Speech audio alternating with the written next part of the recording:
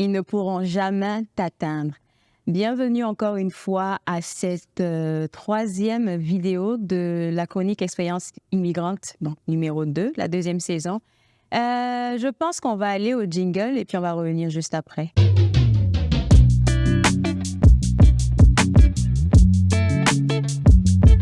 Lorsque vous entendez ce titre, je suis sûre que vous êtes en train de vous dire « Ah oui, elle va nous parler de jalousie, elle va nous parler de personnes qui viennent nous parler dans le dos, qui nous font la concurrence. » Non, non, non, non. Vous avez tout faux. On va aller plutôt dans un autre sens. Première des choses que j'ai envie de vous dire avant de continuer, c'est de vous abonner. Oui, de vous abonner à cette chaîne YouTube, de partager avec vos amis, de me laisser des commentaires constructifs, s'il vous plaît, et aussi de m'envoyer des suggestions de sujets par pur hasard si vous y pensez. On va revenir à notre sujet d'aujourd'hui qui est « Ils ne pourront jamais t'atteindre ». Et pour parler de ça, pour l'introduire ce sujet-là, j'ai envie de parler de mission de vie. Est-ce que vous y croyez à ce que les gens appellent mission de vie ou appel? Moi, j'ai entendu ça il y a quelques années et puis je me demandais comment trouver ma mission de vie. Je me demandais toujours comment trouver ce que je suis appelée à faire sur la Terre. Et je cherchais un peu une définition sur Internet de savoir c'est quoi que les gens disaient sur la mission de vie. Et j'ai pu lire là-bas que c'est la raison pour laquelle tu es sur Terre. Mais entre vous et moi, vous allez vous rendre compte que pour beaucoup, on a grandi dans des environnements qui sont des environnements de survie. Donc, tu n'as pas le temps, en fait, d'aller creuser à l'intérieur de toi-même pour définir exactement c'est quoi ta mission de vie, ce que tu as appelé à faire sur la Terre. C'est difficile, en fait, de trouver sa mission de vie. Mais c'est difficile en même temps, c'est facile. Parce qu'on dit toujours de se rappeler, pour savoir ce qu'on a envie de faire, de se rappeler qu'est-ce qu'on faisait quand on était enfant. La première fois que je l'ai entendu, cette phrase-là, c'est une coach qui me l'a dit pendant que j'étais en train de faire une émission. Et c'est tout de suite venu me chercher. Pourquoi? Parce que je me souvenais que quand j'étais plus jeune, en fait, lorsque mes parents ou même la nounou me disaient va te doucher, j'étais dans la douche là, je prenais le dentifrice et puis je parlais devant le micro. Donc, je savais que j'étais appelée à parler, mais à parler où, dans quel environnement, je ne savais pas. Donc, quelque part, pour vous dire que pour essayer de définir un peu qu'est-ce que vous aimez, qu'est-ce que vous êtes appelé à faire, rappelez-vous toujours ou souvenez-vous de qu'est-ce que vous faisiez lorsque vous étiez enfant. Est-ce que c'était toi qui organisais les fêtes d'anniversaire de tes amis? Peut-être que tu es appelé dans l'événementiel. Est-ce que tu parlais dans le micro? Est-ce que tu utilisais des bouts de papier pour parler? Peut-être que tu appelé à être dans les médias. Peut-être que tu appelé à être conférencière. Est-ce que tu aimais prendre, par exemple, je ne sais pas, les cartons et puis tu regardais comme les rouleaux de papier hygiénique, là, le carton du rouleau. Le carton du rouleau, en tout cas, le carton, vous comprenez qu'est-ce que je voulais dire? Mais est-ce que c'était toi qui utilisais ça pour regarder? Peut-être que tu as appelé à faire de la vidéo. Je ne sais pas. Je dis comme ça des exemples pour que chacun puisse se retrouver. Tout ça pour vous dire que ce que vous faisiez lorsque vous étiez enfant, c'est ça qui va essayer de vous montrer un peu la voie, vous montrer un peu, vous donner des pistes sur ce que vous êtes appelé à faire. Ça, c'est la première des choses. Ma définition à moi de la mission de vie, elle est toute simple. Pour ma part, il n'y a pas d'appel ou de mission de vie. Je vais reprendre. Pour ma part, c'est moi qui le dis, je l'assume.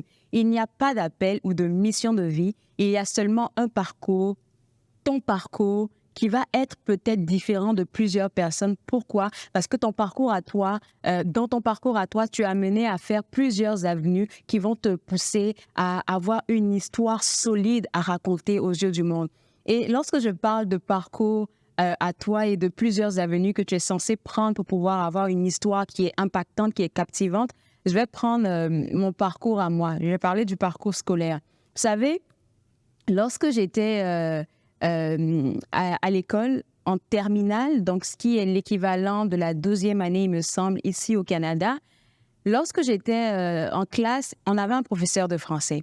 Et mon professeur de français, il était d'origine béninoise. Donc, vous savez, les Béninois, ils ont un petit accent, un peu comme tous les pays d'ailleurs. Et j'aimais ça. Depuis, ce professeur-là, je l'avais depuis la seconde. Et j'ai été à l'école à Grand-Bassam, à l'Institut Ragy Anne-Marie, donc Irma de Grand-Bassam, pour les gens qui cherchent à savoir c'est quoi. En tout cas, j'étais à Irma de Grand-Bassam. Et lorsque j'étais dans cette classe-là, donc en terminale, fin d'année du secondaire, ma dernière année au secondaire, même avant ça, là, je levais toujours la main pour lire. Lorsque le professeur de français demandait qui veut lire en classe, Claude Andrea a la main levée parce que moi, j'aimais lire. J'aimais entendre ma voix. J'aimais ça lire. Et puis, de toute façon, il n'y avait pas beaucoup de candidats pour la lecture, là. Donc, moi, je me présentais tout le temps, tout le temps, tout le temps. Et une fois, je pense qu'il était un peu agacé. J'ai levé ma main pour faire la lecture. Et puis, je prends son accent. Monsieur Dekoun, je vous adore, je vous adore, je vous adore. Et il l'a dit comme ça. Il dit, baisse ta main. Tu penses que toi, tu es devenue une journaliste? J'étais comme, oh, mais je veux juste lire en classe. Tu me dis que je suis devenue journaliste. Mais, chose toute drôle, il me dit qu'il est fier de moi.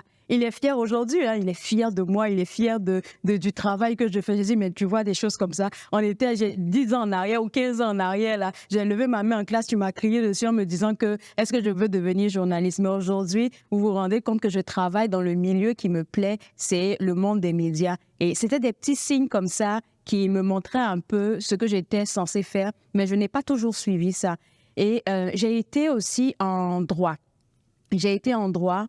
J'ai vraiment pas aimé ça. Je pense qu'on pourra en parler dans un autre épisode, mais j'ai pas vraiment aimé ça. C'était pas pour moi. Mais malgré le fait que j'aimais pas ce que je faisais, il y avait toujours une opportunité pour moi qui me montrait toujours la voie à suivre. Je vais vous expliquer ça dans un autre épisode, comme je vous ai dit, mais j'aimerais qu'on revienne un peu sur le parcours que vous allez faire. Le parcours que vous allez avoir, il ne sera jamais pareil que le parcours que quelqu'un d'autre va avoir. Peut-être que, comme moi, tu vas commencer en droit, après te retrouver en ressources humaines, après te retrouver en relations publiques. Ton parcours n'aura rien de pareil, mais c'est ça qui fait ta différence. C'est ça qui fait ton histoire. Parce que lorsque tu vas parler à des personnes, ils vont se dire « Ah, OK, moi, je pensais que peut-être être en droit ou bien peut-être être en communication, malgré le fait que je n'aime pas vraiment ce que je fais, je pense que je peux trouver une issue de secours dans le processus que je suis en train de faire en ce moment pour arriver vers ce à quoi je suis appelée à faire quelque chose comme ça. Donc, ne vous découragez jamais. Et aujourd'hui, je réalise, ça c'est moi qui le dis, hein, peut-être que vous allez être un peu choqués, mais je réalise que le cursus scolaire, tout ce qui était théorie, c'était pas vraiment pour moi.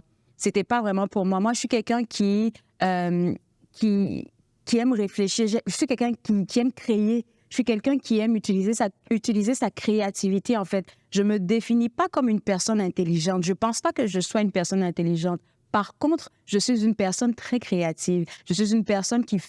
Mon esprit fusionne d'idées. Il y a plein d'idées tout le temps, tout le temps, tout le temps. Et ce que j'aime avec moi, c'est que les idées que j'ai ne me font jamais peur. Je suis capable de les matérialiser. Et donc, c'est pour ça que lorsque j'ai été ici au Canada dans le programme de relations publiques au Collège La Cité, ça m'a permis de me découvrir davantage. Pourquoi? Parce que dans ma classe et dans mon programme, en fait, il y avait beaucoup plus de pratique que de théorie. Oui, il y avait la théorie, mais il y avait beaucoup plus de pratique. Donc, ça m'a permis de développer ce côté créatif que j'ai toujours eu. Alors, je ne me définis pas comme une personne qui a réussi académiquement, hein. J'étais toujours dans les moyennes 10, 11 de moyenne, 12. Quand j'avais 14 même, là, j'étais aux anges, hein, parce que j'étais juste limite, là. Ma mère me disait une fois en rigolant, elle parlait avec une de ses amies, elle dit, mais Claude Andréa, là, elle a toujours avancé tout doucement, hein, mais en tout cas, elle avançait tout doucement, elle avançait, bien, parce que l'académie, le volet académique, c'est pas trop mon truc, mais par contre, mets-moi dans un environnement où est-ce que je peux te créer des idées. Mets-moi dans un environnement où je peux apporter une solution. Mais là, tu vas découvrir la Claude Andréa que je suis réellement. Alors, si on vous dit que vous n'êtes pas intelligent, ça, c'est eux qui voient. Parce que les intelligences, là, il y en a beaucoup. Il y en a beaucoup. Il y en a qui sont intelligents, comme on dit tout le temps, en Côte d'Ivoire. Il y en a qui sont intelligents dans la vie, mais ils ne sont pas intelligents à l'école. Tout ça, là, c'est des formes d'intelligence. Donc, on est tous intelligents à notre manière. Et quand je dis ils ne pourront jamais t'atteindre, c'est parce que moi, en parlant de moi, en fait, ma créativité, c'est pas quelque chose qu'on peut m'arracher. On peut tout m'arracher, mais ma créativité, personne ne peut me la prendre. Et puisque je suis une personne créative, j'aurai toujours la force de créer à nouveau. Parce que c'est ça ma nature. Je suis là pour créer. Je suis là pour faire des choses nouvelles. Je suis là pour faire vivre mes idées. Donc, personne ne peut atteindre qui je suis. Personne ne peut atteindre mon niveau. Pourquoi? Parce que j'avance à mon rythme et je fais ce qui me plaît, je fais ce qui me passionne. Donc, il n'y a personne qui peut m'atteindre. Donc, quand je disais au tout début que le titre de cette vidéo, c'est « Ils ne pourront jamais t'atteindre », je suis sûre que les gens ont commencé à penser « Oh, elle va parler de concurrence, elle va parler de guéguerre ». Oui, les concurrences, là, ça existe. Et ce que vous oubliez, c'est que, et je pense que je l'ai partagé une fois sur ma page Facebook, ma page professionnelle, Je disais comme ça que lorsque tu penses que des personnes autour de toi te copient, ou tu penses, il semble que ces personnes ne te copient parce que souvent, ils ne te copient pas. C'est toi juste qui est en train de... Tu te crois trop important ou trop importante. Mais tout compte fait, lorsque tu te rends compte qu'une personne est en train de te copier, tu dois juste être heureux ou heureuse. Pourquoi? Parce que grâce à toi, d'autres personnes se permettent de développer leur créativité, de développer leur potentiel. Et peut-être ces personnes-là, elles ont plus de potentiel que toi. Et ça ne doit pas te faire peur parce que toi, tu es le canalisateur, en fait. Tu es le canalisateur, tu es la base qui permet à ces personnes-là d'éclore. Donc, tu ne dois jamais être en concurrence avec quelqu'un parce que, comme on le dit tout le temps, on est venu chacun à son essence. Même si on fait la même chose, même si on est dans le même domaine, tu ne seras jamais moi, je ne serai jamais toi. Parce que j'ai ma touche particulière. Et moi, personnellement, je pense que ma touche particulière, c'est juste que je suis moi. C'est juste que je suis moi. J'espère que vous avez apprécié cet épisode. On se voit à la 4e, waouh, ça passe vite, hein? 4e vidéo de Expérience Immigrante 2. J'aimerais vous inviter encore une fois, comme je l'ai fait au début, à vous abonner à cette chaîne YouTube, à la partager à vos amis, parce qu'on ne va pas juste s'arrêter à Expérience Immigrante, hein. Il y aura beaucoup de contenu sur cette page. Et vu qu'il faut commencer quelque part, on commence avec ça. Donc, si vous voulez rien manquer, n'oubliez pas de vous abonner sur la chaîne YouTube. C'était Claude Andrea Bonny. Bye bye!